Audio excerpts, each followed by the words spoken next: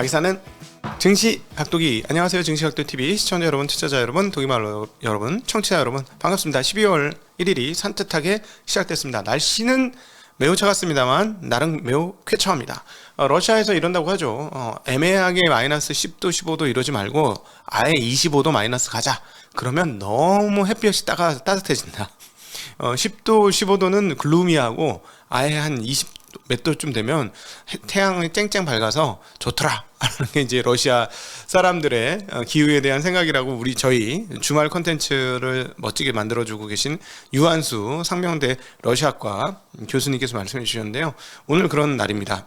매우 추웠지만 화창하게 밝은 아침이 시작되고 있습니다. 미국 시장 아주 끝내줬는데요. 이게 이렇게까지 오를 일인가? 그래서 오늘 제가 오늘장 한마디 이렇게 정했습니다. 근데 이미 다 알고 있었던 거 아니었어? 다 몰랐어? 우린 다 알고 있었는데? 근데 이게 뭐지? 라는 생각이 든 날이었습니다. 자, 시장이 얼마나 뜨거웠었는지 여부 페미지닷컴이 극명하게 보여주고 있으니까 이거 한 번으로 쫙 한눈에 볼 수 있을 것 같습니다. 보시죠. 와, 끝내줘. 와, 야, 애플 3일 연속 그렇게 빠지더니 4%나 올랐고요. 네, 마이크로소프트도 6%. 와, 이게 진짜 반도체 주식 완전 막 눈이 부셔서 볼 수가 없을 정도로 환하게 빛납니다. 많이 빠졌던 놈들 이번에 정말 크게 반등을 했어요. 다 빅테크 모두 크게 반등을 했고요. 굉장히 반등이 크게 나타났습니다. 그래서 지수가 S&P는 3.09% 4080을 갔고요. 그 다음에 다우존스는 2.18% 34,589, 나스닥은 무려 4.41% 올라서 11,468을 기록했습니다. 모두가 환호했던 장이고, 네, 월마트하고 몇몇 소수의 종목들만 조금 빠지는 정도, 거의 대부분 오른 느낌, 이런 느낌이 어제 미국 시장이었습니다. 일단 이렇게 되는 이유는요, 파월이 FOMC 기자회견 때보다 어제 있었던 발언에서 연설에서 상당히 비둘기적인 태도를 보였다라고 시장이 이해를 한 것이죠. 그러면서 위험자산 선호가 급격하게 이루어졌고요.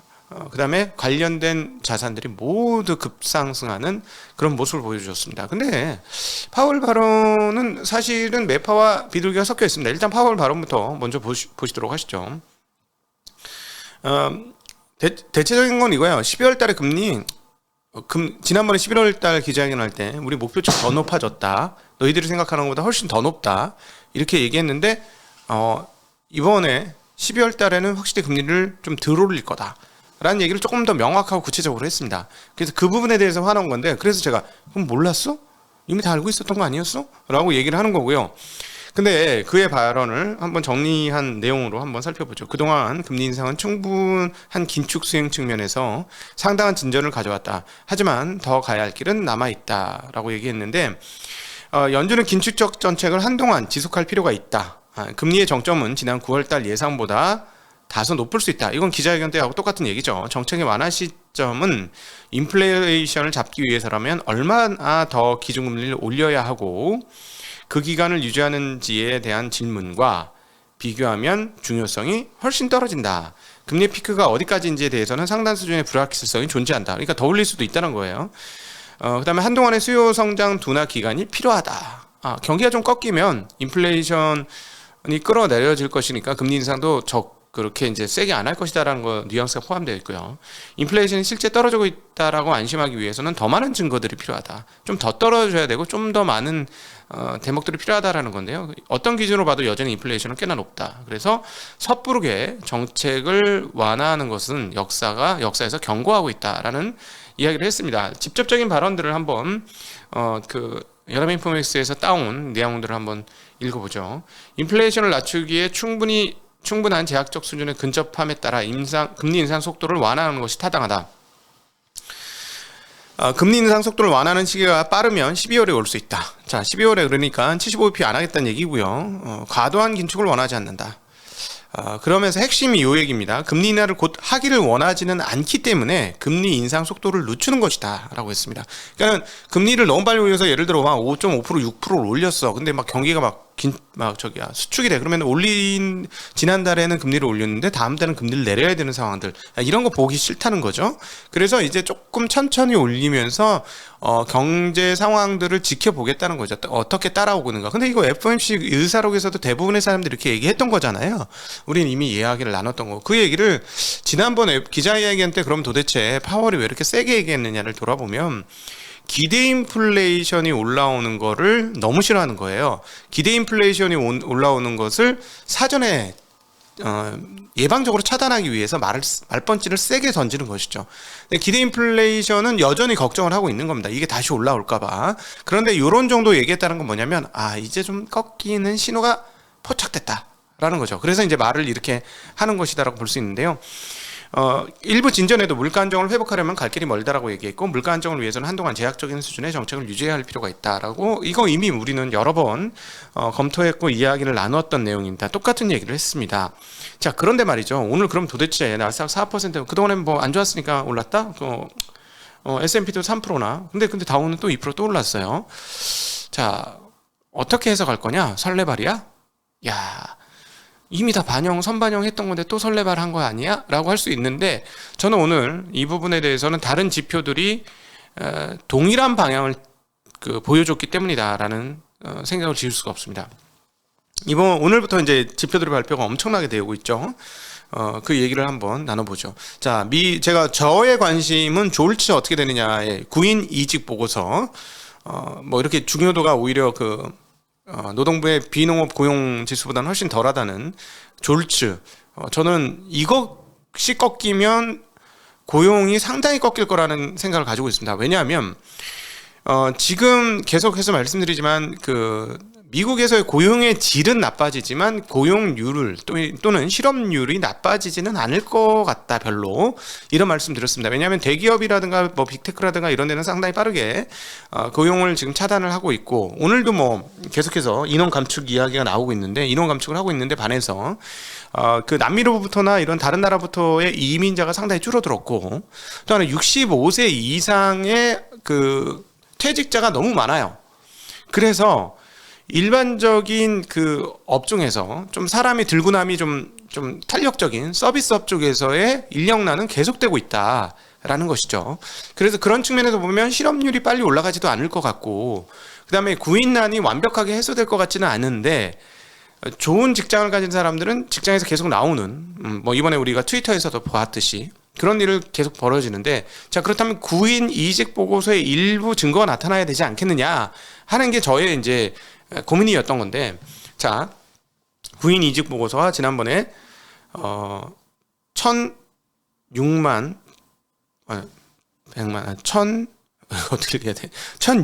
7천 명, 1,068만 7천 명이 지난번이었는데, 이번에는 1,033만 4천 명이 나왔어요. 30만 명 정도 지난달에 비해서는, 지난번 보고서 나온 거에 비해서는 줄었습니다. 그 전에 한 100만이 다시 늘어서 깜짝 놀랐는데, 이것도 줄기 시작했어요. 물론 줄은 폭은 크지는 않다라고 볼 수 있는데 줄었습니다. 네. 저는 이제 구인 이직 보고서도 꺾이기 시작했기 때문에 후행 지표인 노동 지표들이 다 꺾일 것이다라고 생각을 하고요. ADP 비농업 부분 고용 변화 11월치가 나왔는데요. 이전에 23만 9천 명이었는데 이제 12만 7천 명입니다. 지난해 1월 이후 최저 수준이에요. 확실히 꺾이죠. 확실히 꺾여요. 그러니까 졸츠가 꺾일 정도면 다른 고용은 다 꺾일 거라는 게 저의 개인적인 판단입니다. 예, 그래서 제가 오히려 졸츠를 오히려 뭐냐면은 노동 지표들은 다 후행 지표인데, 고용 지표들은 후용 지표인데, 그 중에 제가 보기엔 앞장에 있는 놈이 졸츠인 것 같다. 구인 이직 보고서인 것 같다. 그래서 구인 이직 보고서에 관심이 많았는데, 구인 이직 보고서가 꺾였으니 이제 다른 건 앞으로 줄줄이 사탕으로 다 꺾인다 라고 생각을 하는데, 어쨌든 비농업 고용 부분은 상당히 떨어졌고요. 그 다음에 이제 GDP가 나왔는데, GDP는 2.9% 전분기 대비 올랐어요. 지난 두 분기 동안 마이너스 아니었나요? 네, 올랐습니다. 그리고 국내 총생산 판매는 3분기에 4.0%를 기록해서 이전에 1.3%보다 상당히 올랐고요. GDP 물가지수는 전기비 4.3%입니다. 이전에는 9.0%였고요. 3분기 실질 소비 지출은 1.7% 증가입니다. 이전에는 2.0% 증가였는데요. 소비 지출도 증가는 하고 있습니다만 조금 줄었고요. 지금 GDP만 되게 고공행진을 했다, 이렇게 볼 수 있겠고, 개인 소비 지출 물가가 나왔는데 3분기치 이전에 7.3%인데 4.3%로 떨어집니다. 예. 보시면 지금 GDP 빼고는 모든 거 다 떨어지고 있어요. 그렇죠?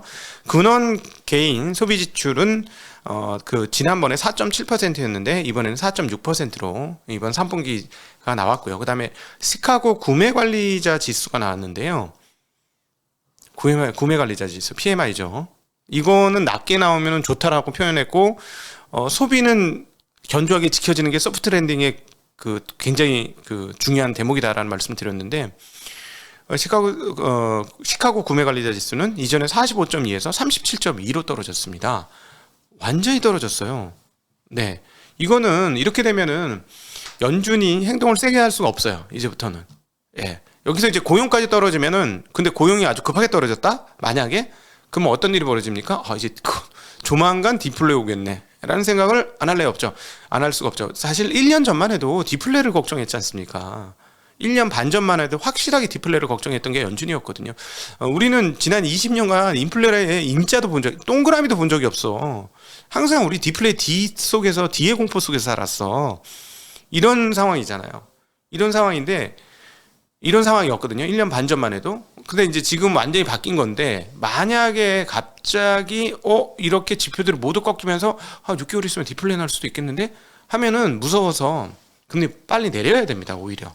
금리를 내릴 수도 있어요. 그래서 지금 지표들 모두가 꺾이는 것들이 보여줬기 때문에 시장이 더 환호했던 것 아니겠느냐. 이제 연준의 행동은 확실히 제약적이 될 수밖에 없다. 그들의 경제를 제약하는 제약적 활동이 제약될 수밖에 없는 상황이 온다라고 시장이 생각을 하는 것이죠. 자, 잠정주택 매매가 나왔는데요. 요거는 이제 계속 마이너스긴 합니다. 전월 그 10월치가 나왔는데 전월 대비 4.6% 마이너스였어요. 지난번에는 8.7% 마이너스였습니다. 그 마이너스 폭은 조금 줄긴 했지만 계속 마이너스 방향이고요. 77.1이 주택 판매 지수가 나왔습니다. 이전엔 80.8이었습니다. 그러니까 보시면 오늘 지표 나온 거 모두 보면 모든 데이터들이 우하향하고 있다는 것을 보여주고 있습니다. 특별히 구매관리자 지수 같은 거는 하락폭이 훨씬 더 크게 나타나고 있다는 점에서 지금 이게 이제 10월 달, 11월 달 치고 이제 이렇게 되면 금리가 높아진 상황에서 조금 더 가고 이제 주택 지표 다 떨어졌고 금리 높고 다음 달 금리 더 높고 가만히 보면 경제 활동을 하는 사람들이 위축이 될까요, 안 될까요? 위축이 됩니다. 안 될 수가 없어요. 그래서 제가 보기에는 이번 12월 달에 금리를 올리고 나서 내년도 금리 올리는 게 되게 어려워질지도 모르겠다.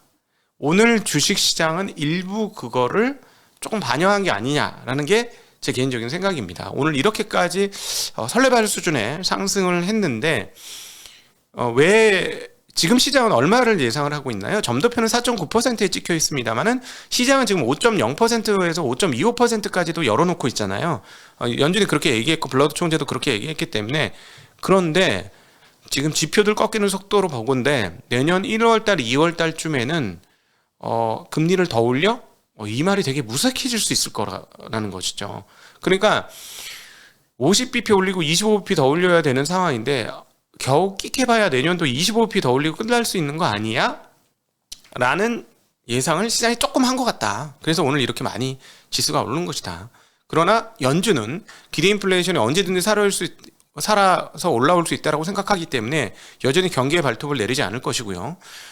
만약에 주식시장이 많이 올라온다거나 자산시장이 조금 과열되는 기미가, 자산시장의 과열은 무엇과 연결되죠? 기대 인플레이션의 상승과 연결이 됩니다.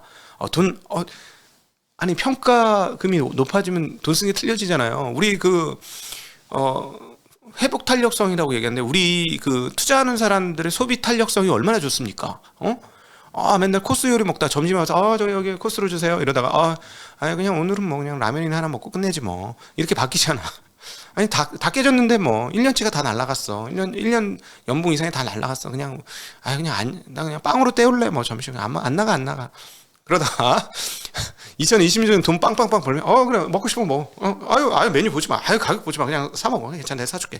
이렇게 되잖아요. 우리 소비의 탄력성이 얼마나 셉니까? 그죠? 그러니까 그만큼 이 주식 시장의 이 자산 시장의 효과가 소비와 기대 인플레이션에 미치는 영향이 상당히 크단 말이죠. 그러면은 이제 이렇게 자산 가격이 올라가면 다시 기대 인플레이션 올라오겠죠. 그러면 어떻게 될까요? 연준은 일단 말펀치를 또다시 세게 던지면서 세게 할 겁니다. 시장이 너무 세게 올라가면 분명히 그런 반응이 있을 것이다 라는 예상을 하는데요. 자, 일단 오늘 그 지표들 중에서 환율 보시죠. 잠깐, 환율 보기 전에 심리도 어디까지 올라갔나 봅시다. 심리도 어디까지. 자, 심리도 안 좋아요. 자, 오른쪽으로 가면 안 좋습니다. 내 기분은 좋지만 경계 가드를 올려야 돼요. 제가 이번에는 익스트림까지 간다라는 말씀을 드렸는데, 익스트림 가면 저는 이제 트레이딩을 하자는 입장은 아니긴 하지만은 뭐 굳이 새로 살 필요는 없지 않느냐. 이미 갖고 있는 것만 잘 향유하다가 좀 많이 올랐는데 그동안 현금 없어서 너무 고생했다면 현금 마련도 좀 해야 되지 않느냐. 이제는 조금 더 올라간다면 그 생각을 좀 하시는 게 낫다. 그래서 오랜만에 이거 심리도 한번 보여드립니다. 심리도가 위험을 향해 가고 있다. 우리는 오른쪽으로 가면 빨간불이에요. 자, 왼쪽으로 가면 파란불이고. 이렇게 얘기하면 안 되는 건가? 빨간불, 하여튼 오른쪽으로 가면 위험하고 왼쪽으로 가면 편안하다 라고 생각하시면 됩니다. 약간 정신병자가 되는 느낌이 들죠. 왜냐면 뭐가 이탈돼야 되잖아. 유체가 이탈되든지 정신이 이탈되든지. 왜냐면 기분 좋을 때 기분 나빠야 된다고 얘기하고 기분 나쁠 때 기분 좋다고 얘기해야 되니까. 근데 어쩔 수 없습니다. 투자는 그렇게 해야 되니까요. 그 다음에 외환 동향 보도록 하겠습니다. 외환이 깜짝 놀랄 정도의 흐름을 보였는데요. 자, 뭐 달러 약세되는 거는 맞겠죠. 달러가 약세가 상당히 큰 폭으로 됐습니다. 굉장히 큰 폭으로 약세가 됐는데, 그걸 이제 유로가 받았죠. 유로가 받았는데, 그리고 그 엔도 받았어요. 근데 원하고 위안 쪽 보세요. 이건 받은 정도 아니고 폭등이에요. 7.14가 7.04로 바뀌었습니다. 1% 이상 올랐고요. 원화도 마찬가지예요. 24원이 6원이 됐습니다. 거의 20원이나 올랐어요. 그러니까 10원, 1%가 훨씬 넘게 올랐죠. 많이 올랐습니다, 지금.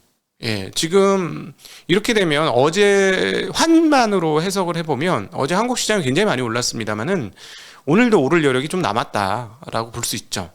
또 각방콜 되는 거 아니야, 이것도?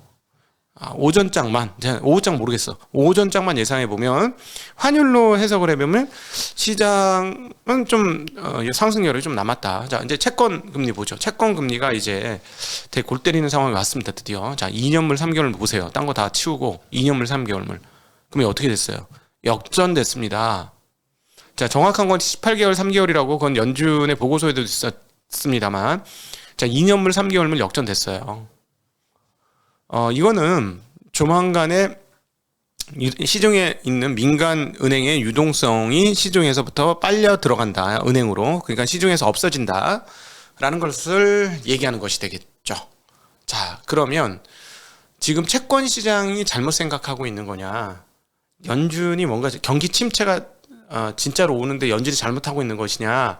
그러니까 내년 1분기 안에 뭔가 결판이 나야 되는 겁니다. 그래서 제가 이것까지 보면서 아까 그런 말씀을 드린 거예요. 내년 1분기에 의외로 금리를 올릴 수 있는 여력이 없어질 가능성도 있어 보인다. 그거를 시장이 약간 프라이싱한 게 아니냐라는 건데, 자, 이거 이렇게 되면 진짜 침체 오거든요. 침체 오게 되는데 내년 2분기 좀 올 거라고 봤는데 이게 웬일이야. 이렇게 되면 1분기 침체 가능성이 있어요. 그러면 그건 채권 시장이 오바를 한 거든가 지금. 아니면 내년 1분기에 진짜 침체가 오기 때문에 그 침체에 대응하기 위해서 금리를 내려야 하는 상황이 온다든가 라는 게 되는 거죠. 지금 이 채권 시장의 동향만 봐가지고는. 그래서 지금 지수가 올라와서 되게 기분이 좋습니다만 마냥 좋아할 수 없는 게 경기는 침체를 향해서 가고 있다. 미국 경기 기준으로 그렇게 말씀드릴 수 있겠습니다. 근데 우리가 여기서 누구도 정확히 모르는 건 지난 10월달의 저점이 도대체 경기 침체까지 반영한 것이냐 여부, 그건 모른다 라는 거야. 그게 문제가 되는 거죠. 우리는 경기 침체를 선반영했는가 라는 문제는 계속해서 우리 주변의 중요한 투자 화두로 떠올라 있을 겁니다. 그것을 어떻게 하느냐에 따라서, 어떻게 보느냐에 따라서 시장 대응이 달라질 것이기 때문에 그 부분은 계속 열어놓고 있으셔야 할 것 같고요. 모든 원자재 가격이 다 올랐습니다. 원자재 가격 한번 주요한 원자재 가격들 몇 가지 말씀을 드려보면, WTI는 78.7에서 80.47로 약 2달러 가까이 올랐고요. 브렌트도 83에서 85달러로 2달러 올랐고, 금 가격이 1748에서 82까지 올랐습니다. 구리도 8031에서 8232, 그리고 비트코인 위험 자산들도 다 올랐어요. 3% 4% 이상 올라서 16,400이 17,000으로 다시 회복을 했고 이더리움도 1,200달러 이상으로 가격이 올랐습니다. 천연가스 가격도 132에서 146으로 큰 폭으로 올랐습니다. 자, 이렇게 되면 자산 가격이 모두 올라가면 인플레이션은 어떻게 된다? 네, 애매해지고요. 기대 인플레이션 확실히 올라갈 가능성이 있는 것이죠. 그렇기 때문에 앞으로 기대 인플레이션이 다시 올라간다게 된다면 연준은 또다시 말을 세게 하면서 시장을 누르려고 하는 시도를 할 것이다. 그들은 시장을 가두고 싶어하는 의도가 분명히 있었다라는 거 우리가 기억하셔야 될 대목이 되겠습니다. 오늘도 긴 시간 함께해 주셔서 진심으로 감사합니다. 안녕.